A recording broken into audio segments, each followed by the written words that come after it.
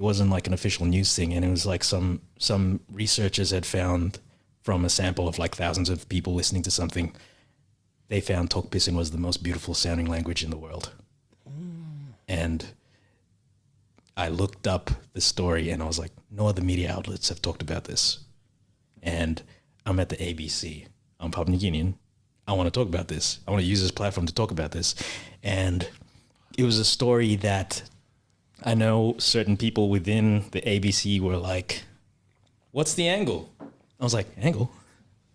They just said that a foreign place in Europe said that something about Papua New Guinea was the most beautiful thing they ever heard.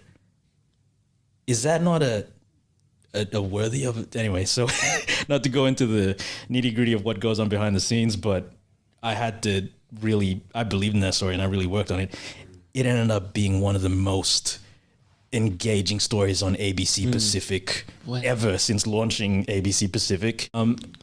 She didn't even know that I made the story, but she got up on the microphone and said, did you guys just see that they thought PNG had the sexiest language in the world? I was like, go off, auntie. But like at the same time, I was like, I felt so proud. I did the voiceover. I called up the guy in Port Moresby who was the linguist expert at UPNG. Everything. I did all that story because, you know, nobody else had done that story, but also like, it was a matter of pride. I was like, and I said it in the package that aired is like, you know, they said Tok Pisin was the most beautiful language in the world.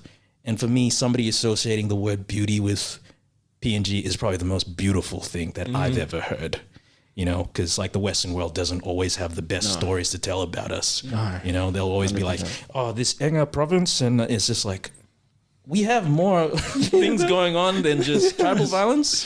So, you know, that is important to me personally when like the selfish part of me doing a show like Ninja Daily at the ABC, which is internationally broadcast, is like, I want to make PNG, you know, I want to tell Papua New Guinean stories or bring on Papua New Guinean people and be like, look, this is a great thing about our country that like a lot of people don't like.